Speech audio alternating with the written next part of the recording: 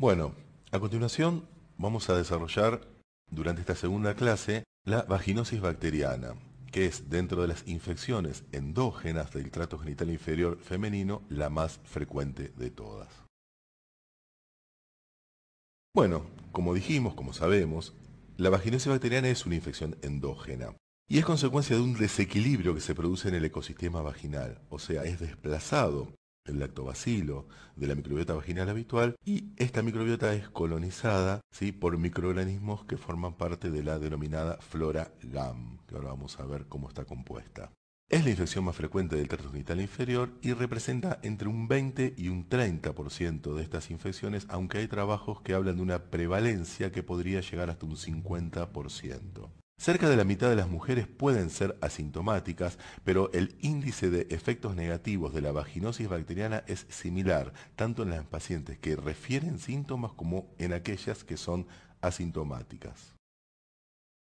En este trabajo presentado en el Hospital Pena en el 2008, sobre un total de 314 embarazadas que cursaban la primera mitad de la gestación, pudimos obtener una prevalencia de vaginosis bacteriana que, ya sea sola o asociada a candidiasis vulvovaginal, rondaba casi el 20%.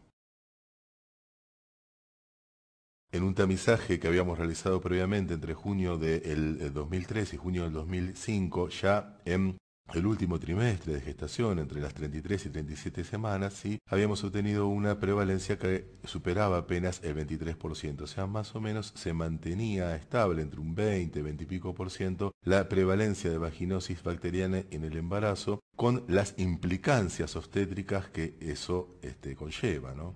Se estima, por supuesto, que la prevalencia de vaginosis en pacientes gestantes es similar a la de las mujeres no embarazadas con características demográficas semejantes, con lo cual en nuestro medio alrededor del 20-25% de las pacientes podría llegar a tener una vaginosis bacteriana. La prevalencia es muy baja en niñas prepúberes, entre un 5 y un 6%, probablemente menos, y también muy baja en la paciente posmenopáusica que no recibe terapia hormonal de reemplazo, razón por la cual habría una asociación hormonal como factor de riesgo para tener una vaginosis bacteriana.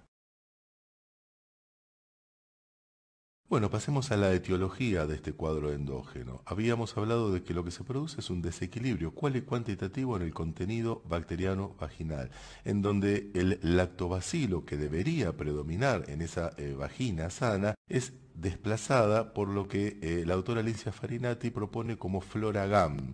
GAM es el acrónimo de Gardnerella vaginalis, ¿sí?, que es el predominante en la vaginosis bacteriana, diferentes especies de bacterias anaerobias, como son bacteroides, Prevotella, Topubium vaginae, Peptococo, Peptostreptococo, Mobiluncus, que también es un microorganismo anaerobio, y Mycoplasma. Por supuesto que no todos estos microorganismos tienen que estar sí o sí presentes en una vaginosis bacteriana, pero por lo menos algunos de ellos, y por supuesto desplazando al lactobacilo. Si estos microorganismos están en una vagina sana dentro del contexto de una microbiota habitual, ninguno de estos podemos decir que esté formando parte de una vaginosis bacteriana. Entonces, de ahí que el cultivo de flujo vaginal no sirve para nada en el diagnóstico de una vaginosis bacteriana, ya que el hallazgo de Gardnerella, por ejemplo, en una vagina sana puede ser normal hasta en un 60% de los casos,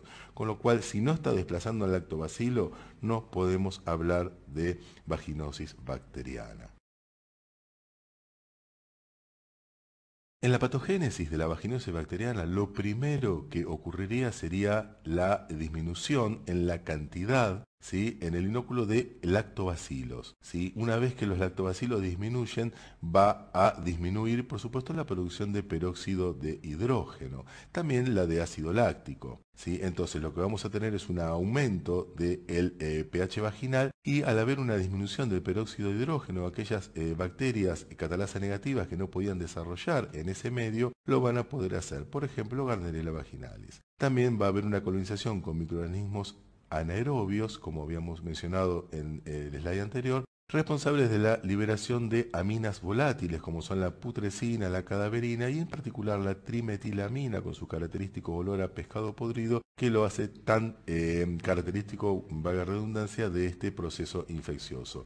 Entonces, todo esto conlleva a un mayor flujo vaginal, una mayor secreción de características homogéneas, a un aumento del pH vaginal y por supuesto a la aparición de olor desagradable. ¿Qué factores se asocian a la aparición de una vaginosis bacteriana? Bueno, por un lado hablamos de la edad reproductiva, con lo cual se presume que habría alguna dependencia hormonal, en tanto que en las pacientes, en las niñas y en las pacientes posmenopáusicas, la enfermedad es más bien rara, es menos frecuente. Se habla de que es más prevalente en las pacientes de raza negra, con lo cual podría haber una asociación con factores genéticos. Está muy asociado al tabaquismo, sobre todo en las vaginosis recurrentes, se da más en pacientes tabaquistas y esto sería porque los tóxicos que contiene el tabaco serían letales para el lactobacilo. Asimismo también se ve más en aquellas pacientes portadoras de dispositivo intrauterino, ya que el cobre del dispositivo intrauterino sería tóxico para el lactobacilo, lo cual llevaría a la muerte de los mismos y a la posibilidad de colonización del medio con la flora GAM. El abuso de duchas vaginales, tanto por el barrido mecánico de la biopelícula de lactobacilos en la pared vaginal como por alteración del medio del pH vaginal y la desaparición del peróxido de hidrógeno también por barrido podría favorecer también a el asentamiento de la flora GAM. El cambio de pareja sexual, si bien por supuesto no es una infección de transmisión sexual, podría tener un posible rol en el establecimiento inicial de esta flora y se ha visto que hay mayor prevalencia en pacientes lesbianas. ¿Qué pasa con el dispositivo intrauterino? No hay estudios que el Mirena, por ejemplo, esté asociado, ¿sí?, a una mayor prevalencia de vaginosis bacteriana, pero sí los dispositivos de cobre, ¿sí? Hay muchos trabajos que precisamente hablan de una mayor prevalencia de vaginosis bacteriana en las pacientes portadoras de DIU de cobre. En este trabajo, presentado también en el Hospital Pena en el 2008, lo que hicimos fue evaluar en 101 pacientes portadoras de dispositivo intrauterina la microbiota habitual. Y fíjense el desplazamiento que tenemos de esta microbiota, donde menos del 30% de estas pacientes tenía una microbiota habitual. El resto tenía toda una microbiota patológica, de los cuales vaginosis bacteriana, tanto sola como asociada a cándida, forma parte casi del 37% de estas pacientes. Dentro de este mismo estudio, cuando lo comparamos con pacientes que utilizaban otros métodos anticonceptivos, fíjense que vaginosis bacteriana en aquellas pacientes usadoras de ACO o de preservativo, la prevalencia de vaginosis es prácticamente casi la mitad, un poco más, ¿sí? Y la media general fue del 21% como corresponde más o menos a nuestro medio, ¿sí? Pero fíjense que casi llegaba al 30% en aquellas pacientes portadoras de dispositivo intrauterino. Y si sumamos también a la vaginosis asociada a candidiasis vulvovaginal, bueno, llegaba prácticamente al 37% de esta población. Otro factor muy asociado y que destacan muchísimos autores es el abuso de la ducha vaginal. La vaginosis bacteriana es la infección del tracto genital inferior que más se ha vinculado con este hábito de la ducha vaginal y en menor medida la candidiasis vulvovaginal. De ahí el importante papel del ginecólogo en la enseñanza en cuanto a los hábitos de la paciente, sobre todo para prevenir la recurrencia. La paciente que ya vino con una vaginosis, si nosotros no modificamos los hábitos, en 2 meses, en 3 meses vuelve con esa vaginosis, porque si lo que predispuso a la misma es un abuso de ducha vaginal y esto no lo evitamos, bueno, por supuesto la paciente va a tener una vaginosis o va probablemente a tener una vaginosis recurrente. En un estudio del balance del contenido vaginal que habíamos presentado con el doctor Mauricio Ledesma en el año 2010, pudimos ver que la única patología que aumentaba, si bien no significativamente, pero sí lo hacía en las pacientes que utilizaban lavados internos, duchas vaginales, sí era la vaginosis bacteriana. Prácticamente la candidiasis no se modificaba, incluso tampoco la vaginitis microbiana en específica, la vaginitis aeróbica tampoco. Pero fíjense que sí, la vaginosis bacteriana era levemente superior en aquellas pacientes que presentaban precisamente el hábito de la ducha vaginal. Bueno, ¿y cuáles son las implicancias clínicas que vamos a tener que tener presente en la vaginosis bacteriana? Porque no es solamente un flujito desagradable y ya está. Por un lado, está muy asociada a trastornos obstétricos. Se asocia con parto pretérmino, amenaza de parto pretérmino, rotura prematura de membrana, corionionitis y endometritis puerperal. O sea, la pesquisa de vaginosis bacteriana en el embarazo, si bien es muy discutida en cuanto a costo-beneficio, e incluso a la posibilidad de prevención del parto pretérmino, sería muy útil, ¿sí?, en el último trimestre, quizá no ya para prevenir un parto pretérmino, que esto todavía es controvertido, pero sí para prevenir una corionionitis en el caso de una bolsa rota, y sí, por supuesto, y esto no cabe ninguna duda, para prevenir la endometritis puerperal. Se ha visto también que se asocia muchísimo a infecciones posquirúrgicas en la cesárea y en la histerectomía, tanto abdominal como vaginal. Por otro lado, sí, se asocia también a la enfermedad pelviana inflamatoria. Si los microorganismos que están formando parte de la flora GAM ascienden por arriba del orificio cervical interno, pueden llegar a estar formando parte de una enfermedad pelviana inflamatoria y de hecho, más allá de las infecciones de transmisión sexual como clamidia o gonococo que se asocian a la EPI, es precisamente la flora endógena alterada la que más prevalentemente vamos a encontrar en una EPI. Por supuesto que se asocia a infecciones postoperatorias, tanto en cirugías vaginales como abdominales, razón por la cual es interesante realizar siempre un screening de vaginosis bacteriana en aquella paciente que vamos a realizar cirugías programadas. Es controvertido, pero algunos autores también lo asocian con lesiones intraepiteliales cervicales, no que favorezca la adquisición del HPV, o sí, algunos autores también lo admiten esto, pero sí que las nitrosaminas de los anaerobios podrían favorecer la expresión del HPV, con lo cual esa paciente que adquirió el virus podría pasar más fácilmente a tener una lesión intraepitelial. Algunos autores hablan de que se asocia con infección urinaria recurrente, no porque los microorganismos de la flora GAM pudieran llegar a producir la infección, sino porque alteran el medio vaginal, aumentan el pH y permiten que algunas enterobacterias como Escherichia coli, Klebsiella puedan desarrollarse en la vagina y de ahí pasar muy fácilmente a la uretra, ¿sí? Y estas sí, por supuesto, son bacterias que van a formar parte de una ITU, con lo cual se asocia muchas veces la vaginosis bacteriana a infecciones urinarias. Y se sabe, y con esto ya es importantísimo la pesquisa y el tratamiento de la vaginosis bacteriana, que favorece la adquisición del VIH y por supuesto de otras infecciones de transmisión sexual. Con lo cual con esto ya nomás estaría justificado, ¿sí?, el screening y el tratamiento de la vaginosis bacteriana a nivel poblacional. Y realizar un diagnóstico no es algo difícil, no es que hay que pedir un cultivo, mandarlo al laboratorio, esperar 15 días el resultado, si la paciente no viene, bueno, el cultivo ese no me sirvió para nada. No, el cultivo se hace a los pies de la paciente, sobre todo cuando se utilizan los denominados criterios de Amsel. Y ahora vamos a ver, como habíamos observado en la primera clase que habíamos tenido, tomando en cuenta las herramientas que tenemos para hacer diagnóstico. Empezando por la clínica, vamos a ver que la paciente va a presentar una secreción homogénea de color gris blanquecino, habitualmente fétida, sí, pero bien homogénea, como si pincelaran la pared vaginal, lo que Miguel Tilly siempre menciona como el signo de la pincelada, ¿sí? Y es muy característico, salvo que haya alguna infección concomitante, por ejemplo una candidiasis, una tricomoniasis, sino la vaginosis pura generalmente da este tipo de secreción que macroscópicamente se ve de esta manera. El pH generalmente está elevado en casi todos los casos, por arriba de 4.5, porque al estar desplazado el lactobacilo no hay ácido láctico en el medio. El test de aminas es positivo, esto más o menos en un 80% de los casos, ¿sí? Bueno, es muy útil y muy característico. Y si ustedes ya tienen 3 de estos 4 criterios de Amsel, ya podrían decir que están en presencia de una vaginosis bacteriana. Les faltaría entonces la microscopía, que sería el más específico de los criterios de Amsel, por la posibilidad de poder observar las denominadas clue cells, o células guía, células diana, células clave, como lo quieran traducir, que son células epiteliales planas cuyos bordes están destruidos y por la presencia de la flora GAM. Ahora vamos a ver mucha fotografía de esto, ¿sí?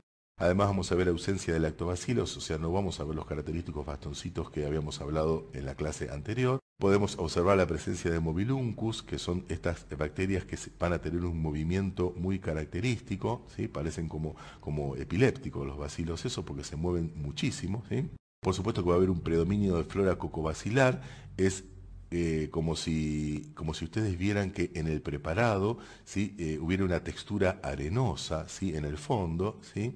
Y la respuesta inflamatoria es negativa. Recuerden que no estamos hablando de una vaginitis, que es un término que denomina inflamación, sino una vaginosis. La respuesta inflamatoria va a tener menos de 10 polimorfonucleares por campo de 400 aumentos. Y si nosotros encontráramos, ¿sí? Más de 10 polimorfos, tendríamos que estar pensando que a lo mejor hay algún otro proceso asociado, infeccioso o no.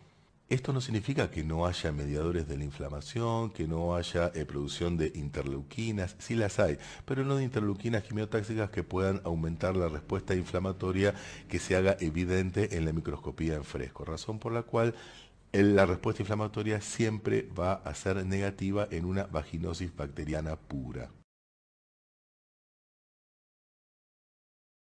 Acá podemos observar, ¿sí? Una fotografía prestada por el doctor Miguel Tilly, donde podemos ver esa característica secreción homogénea que es bien evidente de una vaginosis bacteriana.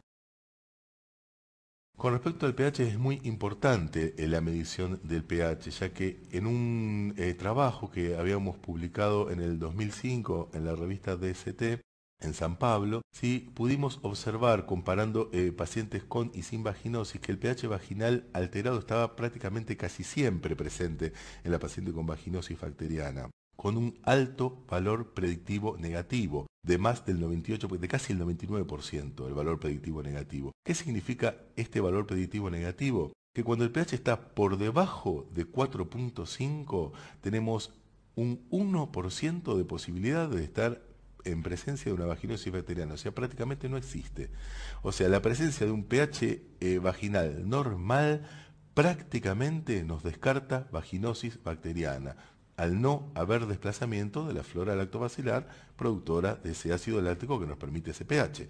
Entonces, la medición sola del pH vaginal ya es una herramienta excesivamente útil, ¿sí? Económica y muy precisa para hacer, no para hacer diagnóstico, para descartar vaginosis bacteriana. Por supuesto que un pH alterado puede estar alterado por cualquier otro proceso infeccioso, puede estar alterado, por ejemplo, por un lavado previo, por restos de menstruación, por restos de semen si la paciente mantuvo relaciones, etcétera. Pero un pH normal ya nos saca de la cabeza que pueda haber una vaginosis bacteriana presente.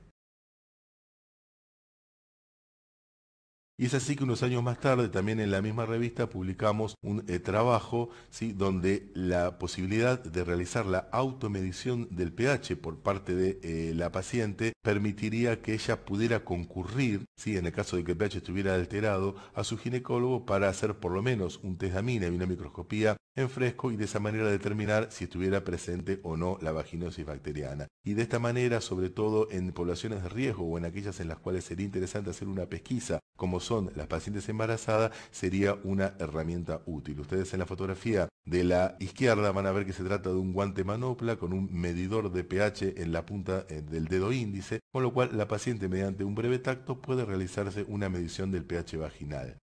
No es una publicidad la que estoy haciendo, porque el producto de hecho no se comercializa acá en Argentina, había sido traído del Uruguay, sí, pero bueno, fíjense solamente la finalidad que tiene, la utilidad que podría tener, sí, en el caso de que pudiera realizarse esto, sobre todo en el último trimestre del embarazo. Y fue muy importante este trabajo porque observen que la sensibilidad y la especificidad, ¿sí? Para el diagnóstico de vaginosis superaba el 80% con un valor predictivo positivo de un 88.3%, o sea casi un 90%, con lo cual realmente podría llegar a ser muy útil, una vez más, repito, en poblaciones de riesgo o en aquellas embarazadas en las que podríamos prevenir una posterior amnionitis o una endometritis, ¿sí? Para poder hacer un screening con un costo verdaderamente muy bajo.